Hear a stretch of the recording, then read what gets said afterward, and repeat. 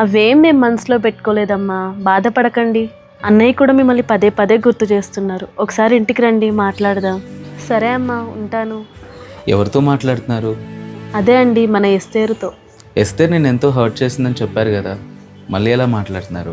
ఒక వ్యక్తిని క్షమించలేకపోవడం అంటే ఒక వ్యక్తి మారే అవకాశాన్ని చెరపటం, ఒక ఆత్మను నరకానికి చేర్చటంలో అపవాదికి సహకరించటం అని మీరే చెప్పారు కదండి. కేవలం వినువారు మాత్రమైంది మిమ్మల్ని మీరు మోసపుచ్చుకొనకుండా వాక్య ప్రకారం ప్రవర్తించాలి అని లేఖన భాగాలు సెలవిస్తున్నాయి. మీరు ఈ వాక్యాన్ని నెరవేరుస్తున్నందుకు చాలా సంతోషంగా ఉంది. అది మాత్రమే కాకుండా ప్రభు చేత క్షమించబడిన మనందరం కూడా క్షమించవలసిన వారం, క్షమించగలిగిన వారే క్షమాపణకు పాత్రులు. ప్రభు మనల్ని క్షమించిన దాని ముందు ఇతరులను మనం క్షమించడం అంతా, ప్రభు మన దోషాలను భరించిన దాని ముందు ఇతరులను సహించడం అంతా. క్షమించలేని వారు క్షమాపణకు పాత్రులు గారు, వారి కొరకు నరకం సిద్ధంగా ఉంది.